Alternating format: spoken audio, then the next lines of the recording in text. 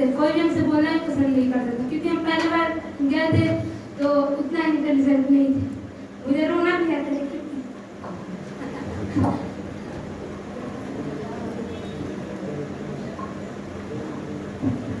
कोई भी बोलता नहीं था।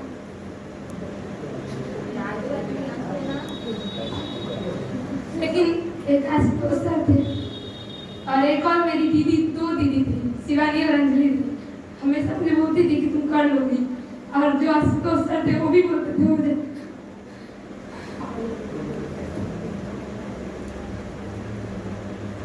लेकिन बच्चे बोलते नहीं थे और भी टीचर्स उतना सम्मान मुझे नहीं देते थे जितना आशुतोष सर देते थे, अपने बेटी सम्मान देते थे।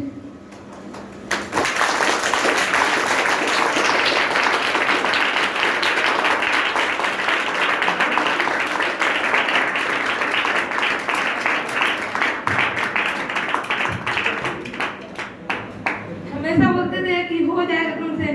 हम करते थे, लेकिन लोग हमें, जो पास के लोग होते हैं ना, उसका असर ज्यादा पड़ता है। वो लोग बोलते थे तुमसे नहीं हो पाएगा।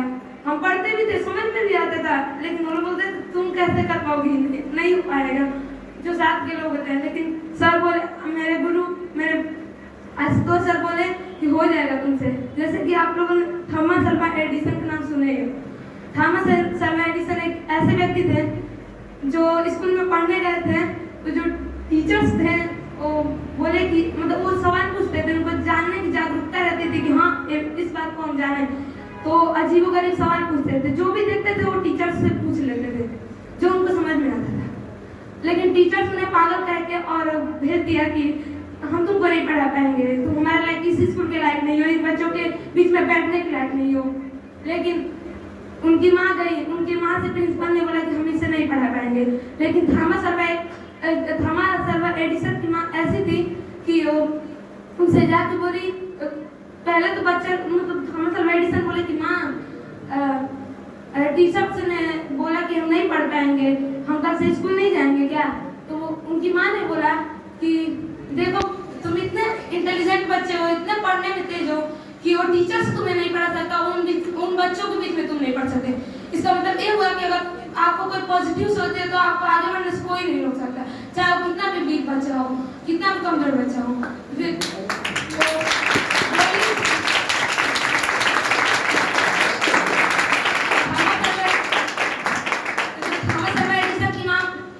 वो बोली, जब मतलब उसको पॉजिटिव सोचती कि बेटा तुम पढ़ने में इतना इंटेलिजेंट हो कि तुम उन बच्चों के बीच नहीं पढ़ सकते हो, तो उन्होंने तो वो अब घर पे ही उनको पढ़ाई लिखाई, और ना उन्होंने लगभग 10,000 बार प्रैक्टिस किया गला बनाने का, लेकिन उनसे नहीं हो पाया।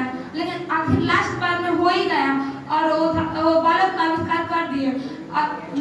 इसका मतलब ये होता है कि अगर आप अपने मन में, आपके अगर जीवन में कोई ऐसा गुरु हो जो आपको अच्छा, मतलब आपको पॉजिटिव सोच दे, तो आपको आगे बढ़ने से कोई नहीं रोक सकता। और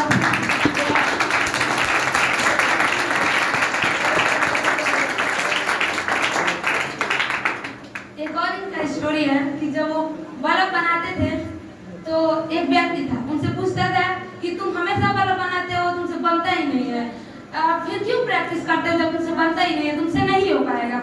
उन्होंने बोला हम हर बार बल्ब बनाते हैं और ये सोचते हैं कि ऐसे नहीं हो पाएगा और मुझे मेहनत करना पड़ेगा, ऐसे नहीं हो पाएगा और मुझे मेहनत, जितने बार फेल हुए उतने बार वो सोचे कि ऐसे नहीं हो पाएगा और मुझे मेहनत करना पड़ेगा, और वो मेहनत करते गए।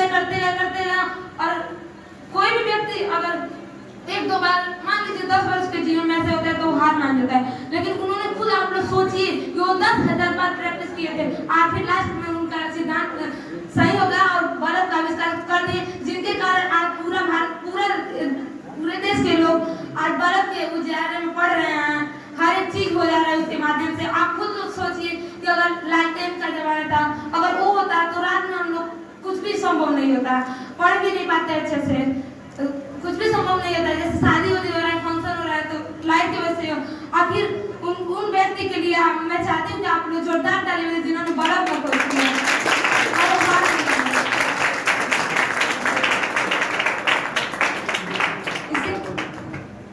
इसी के लिए मेरा एवरी ड्रीम है है कि मैं 12th में भी टॉप करूं, वो भी अच्छे रैंक से टॉप करूं, और जिस स्कूल में पढ़ूं उसमें सबसे ज़्यादा मेरा ही हाईएस्ट नंबर और टॉप भी करूं, और फिर अपने गुरु का नाम करूं। और मैं चाहती हूँ कि सर का आशीर्वाद मुझ पर हमेशा रहे और वो मेरा सहायता